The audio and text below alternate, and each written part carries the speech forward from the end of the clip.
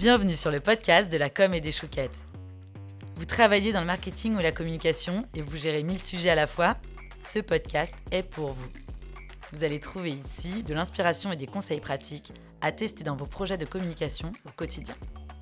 Ce podcast, c'est aussi un rendez-vous que l'on vous donne pour vous motiver. Nous sommes Concept Image, agence conseil créative et digitale basée à Rennes. Nous sommes passionnés par la com et nous adorons les chouquettes. Aujourd'hui, on va voir ensemble quelles sont les questions à se poser pour concevoir un site multilingue. On va se demander quels sont les codes à respecter pour concevoir un site qui s'adapte à plusieurs zones géographiques. Et on va commencer par voir comment adapter le design de son site pour l'international. Et pour ça, on adapte les visuels pour chaque pays. Ça peut être intéressant de personnaliser certaines versions de votre site pour chaque marché, avec des visuels différents. Adapter les visuels en fonction des cibles va leur permettre de s'identifier aux personnes mises en avant sur vos photos et de se projeter rapidement dans votre univers. Si vous revendiquez un fort ancrage local, c'est un élément important à prendre en compte. Par exemple, la structure de la page d'accueil du site Nike est la même dans tous les pays, mais le visuel varie parfois selon le marché. Il est identique sur certaines versions, notamment pour la France, l'Espagne et l'Italie, mais différent au Japon et au Mexique. Pour les icônes, vous pouvez généralement utiliser les mêmes dans toutes les versions de votre site. Les icônes contacts sont notamment internationales et donc compréhensibles par tous. Ensuite, on va choisir des couleurs qui fonctionnent bien à l'international. Il faut être bien attentif aux couleurs qui figurent sur votre site. Elles peuvent avoir des symboliques différentes d'un pays à l'autre et parfois être perçues plus négativement. Par exemple, vous avez envie de créer un site dans les tons jaunes. Faites attention, parce que chez nos voisins allemands, c'est une couleur associée à la tromperie et à la malhonnêteté. Alors avant de décliner les couleurs de votre logo partout sur votre site, vous pouvez vérifier qu'elles n'ont pas un autre sens dans les pays que vous ciblez. On n'oublie pas la typographie non plus, elle a son importance. Dans certains cas, l'ergonomie devrait être repensée. Par exemple, si vous utilisez plusieurs alphabets, certains éléments de mise en page devront être adaptés. Le texte doit être justifié pour le japonais, le chinois et le coréen, alors qu'il ne l'est jamais sur le web pour les langues latines. Il faudra aussi prendre soin d'utiliser des typographies qui conviennent à chaque alphabet pour ne pas impacter la lisibilité. On va poursuivre en voyant quelles sont les fonctionnalités utiles pour un site multilingue. On réfléchit par langue ou par pays, ou les deux. Ça va dépendre de votre besoin et de votre audience. La première option, une entrée par langue. Si votre contenu est identique dans toutes les versions de votre site, vous pouvez raisonner par langue. Deuxième option, une entrée par pays. Si votre offre s'adapte aux différentes localisations, vous ne pourrez pas vous contenter de traduire votre contenu. Ici, vous devez l'adapter en fonction des spécificités de chaque marché. Troisième et dernière option, la combinaison des deux.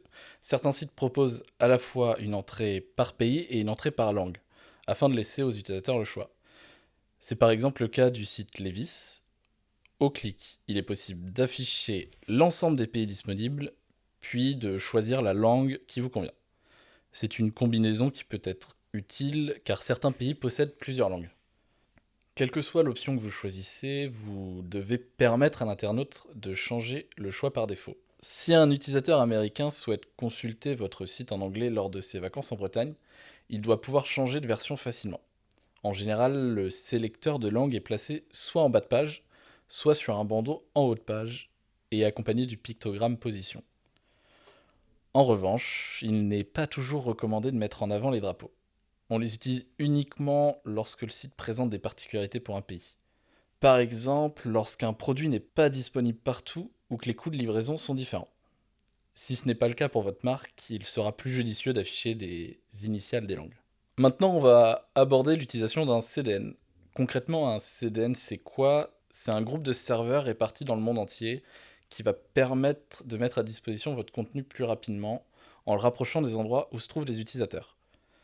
Si les pays que vous ciblez se trouvent à une distance trop importante de là où est hébergé votre site, la latence sera relativement importante. Le rôle d'un CDN, c'est justement de réduire cette latence et de booster les performances de votre site. En augmentant la vitesse de chargement de vos pages, un CDN vous garantit ainsi une meilleure expérience utilisateur. Et quand on sait que le temps de chargement d'un site est déterminant et peut faire fuir des clients potentiels, cela vaut le coup de se pencher sur cette solution. Et pour terminer, notre dernier point, est-ce qu'on utilise un traducteur automatique ou on fait appel à un professionnel ? Pour traduire votre contenu, il existe des traducteurs en ligne et des plugins de traduction, mais on vous déconseille fortement d'opter pour cette solution. Ils sont encore incapables de comprendre toutes les subtilités d'une langue et certaines phrases seront incompréhensibles.